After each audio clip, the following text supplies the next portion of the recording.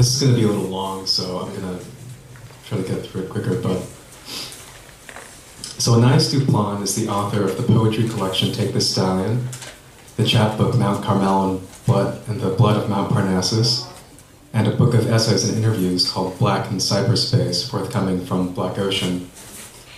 Their poems announce, "I'm not opaque, I'm so relevant I'm disappearing," or "This body is not opaque, but a poetics of opacity."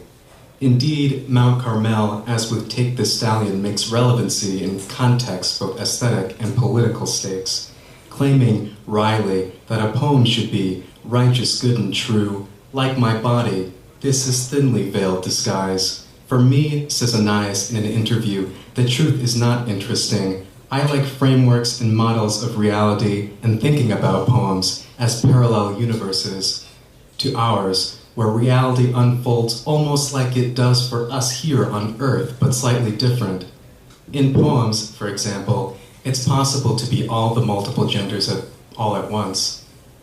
I'm reminded of the titular image in Dolores Durantes' style, the way a flower style, as a hermaphroditic organ, can be at once phallic, vivid, bold, yet tender, wet, and vulnerable, emblematizing for me Duplan's body of work. For them, as for other marginalized writers, this textual body, to resist dehumanization, must adopt, as they put it, an oppositional position in relation to the projections of the dominant culture. At the same time, the artful wit required to maintain this resistance must make via image a vital game of disguise and disappearance. The way a single butterfly landed on Deshawn's back at the barbecue. Now put that image out of your head.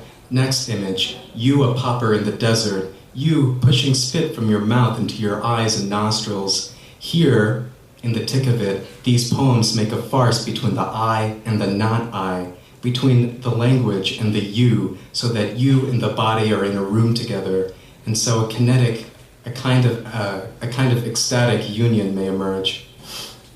In a recent panel, writer V. Key Now spoke about the intimate connection between death and the erotic, and how, to paraphrase her advice to her students, speaking about the erotic as it relates to death gives a text greater intimacy than speaking about it in terms of romance or domestic life.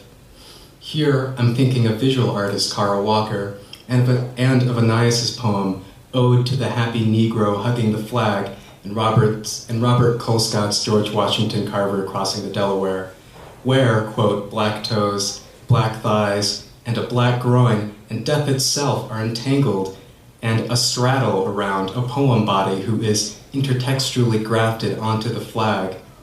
This is an intimate, resistant poetry that simultaneously, exuberantly performs the exhausting burden of the not I, projected by white culture, a you, while Riley making biscuits for white daddy, and for a you who is blue, green, white, gray, mauve, lilac-like. You, as Duplan writes, a version of me without shot wounds. After all, as their poems proclaim, you and I are filthy, but it is our filth. Please welcome Anais Duplan.